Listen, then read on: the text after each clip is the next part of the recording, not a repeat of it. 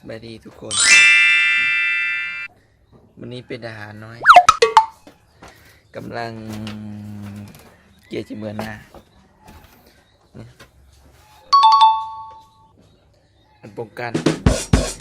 เกี่ยจีเมืองวานนาก็เลยเกี่ยมอันป้องกันไว้เวลาลงพวงเลิกนี่รถไถนี่รถไถรุ่นเก่ารถไถเกี่ยวจะมือไถหน้านี่นะนี่ตีนมัน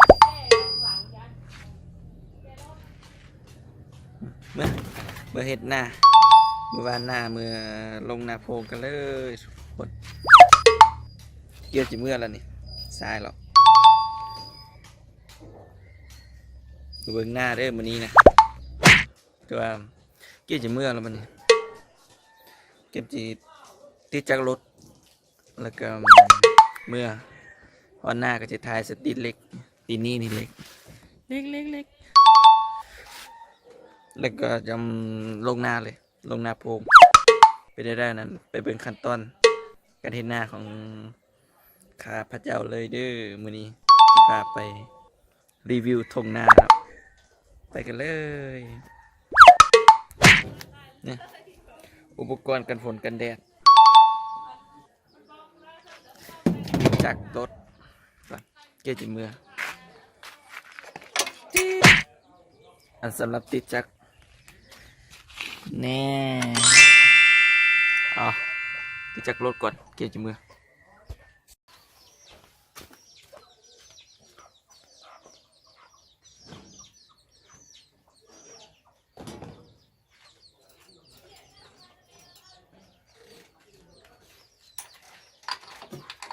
ไม่ถึงกู้หรอกจะถึงต้องถึงกระหอบไม่ละสีโด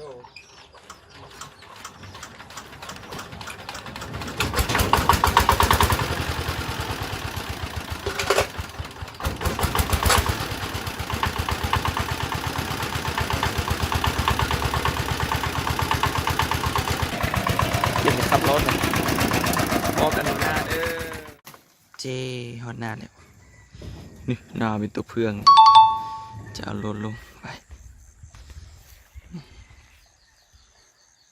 ฟิงกินแล้วตีรถเกมจะเปลี่ยนตีน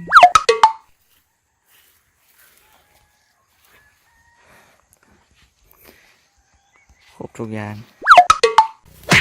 นี่ทุกคนสายฮอนแล้ววันนี้พักผ่อนเห็นมาแล้ว3 หายสุดท้ายขับรถเทเลอร์อยู่ก็เด้อตอนแรก10 ต่อมาแล้วตอนนี้ก่อน